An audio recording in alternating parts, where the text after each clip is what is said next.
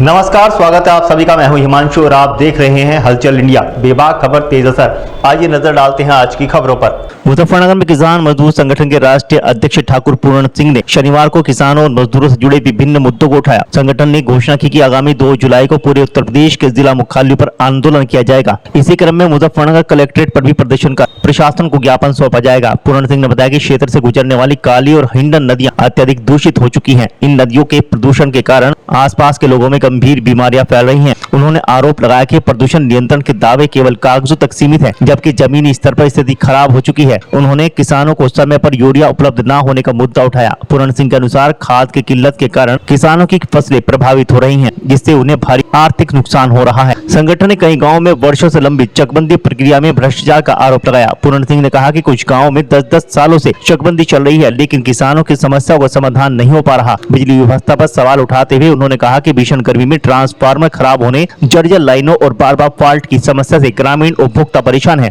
इसके अतिरिक्त नहरों में पर्याप्त पानी उपलब्ध कराने की मांग भी की गई है। आज प्रेस वार्ता इसलिए बुलाई गई कि आप लोगों के माध्यम से जनपद के अधिकारियों को, प्रशासनिक अधिकारियों को और शासन में जो हमारे एमपी एमएलए बैठे, उन्हें ये पता लगे कि आने वाली 2 जुलाई को किसानों की समस्याओं को लेकर पूरे प्रदेश में किसान मजदूर संगठन का आंदोलन है, जिसमें जिला मुजफ्फरनगर के अंदर भी हमारे जिलाध्यक्ष लोकेश राणा जी और बिल्लू राणा जी के नेतृत्व में जिला मुजफ्फरनगर कलेक्ट्रेट में भी 2 जुलाई का आंदोलन है। उसमें यूरिया की समस्या हो, चाहे बजाज शुगर मिल का भुगतान हो, चाहे ईंधन और काली कृष्णा का गंदा पानी हो, चाहे फैक्ट्रियों में काम करने वाले मजदूरों की समस्या हो, इन सारे मुद्दों को लेकर 2 जुलाई को आंदोलन होगा मुजफ्फरनगर कलेक्ट्रेट पे।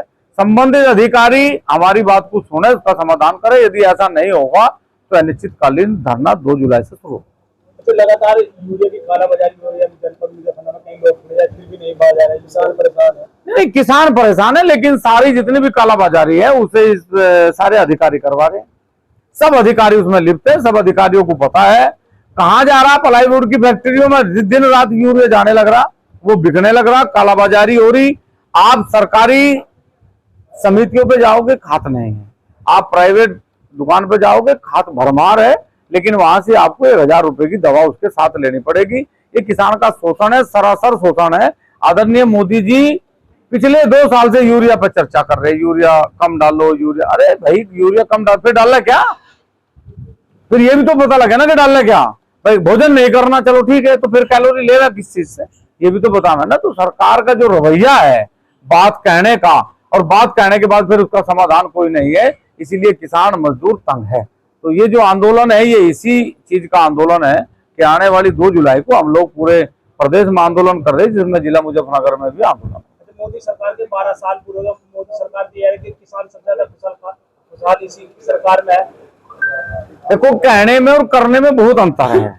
मैं ये कहूं कि हिंदुस्तान का सबसे बड़ा संगठन किसान मजदूर संगठन है, हम लोग सबसे अच्छे हैं, तो ये तो आपके चैनल पर कहा जा सके। लेकिन हम अच्छे क्यों हैं, ये बताने के लिए हमें ये भी बताना पड़ेगा कि 17 बच्चों ने नीट का एग्जाम लीक होने के बाद आत्महत्या करी।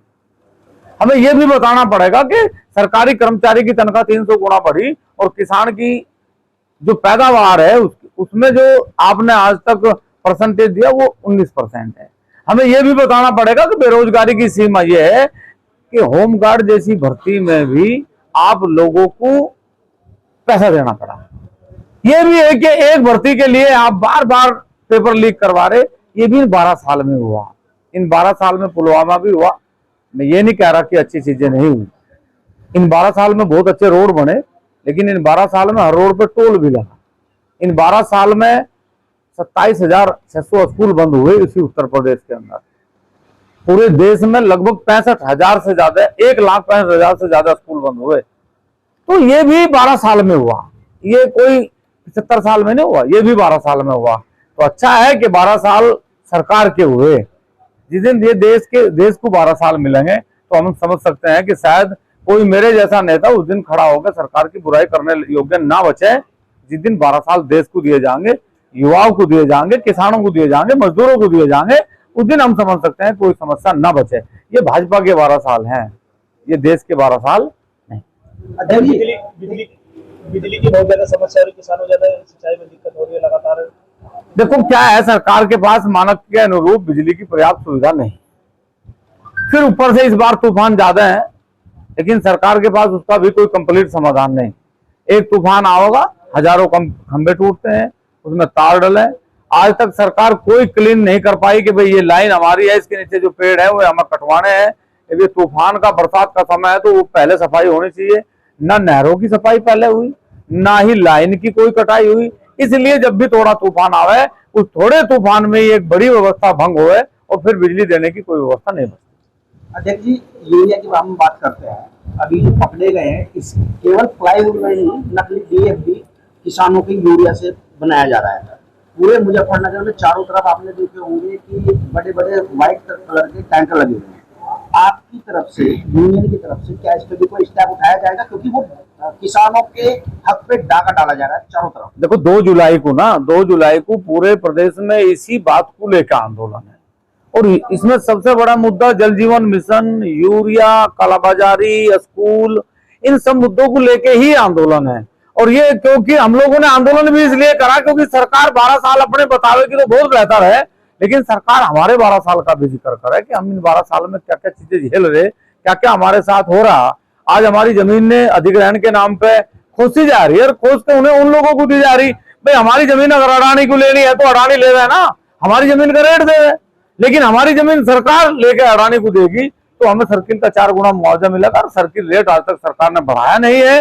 तो इन सारे मुद्दों को लेके 2 जुलाई को प्रदेश में आंदोलन। जब सरकार कह रही किसान खुशहाल है, फिर भी तुम 2 जुलाई को प्रदर्शन करने को तैयार हो गए? नहीं, वो ऐसा तो नहीं हुआ ना आज तक कि पंडित जी ने पूर्ण रूप से 7 फेरे भी करवाए हो, पूरे मंत्र भी पढ़े हो, और जब भी बीरबानी भागी हो तो जिसकी भागी भाई वो तो बेचारा कुछ ना कुछ करागा।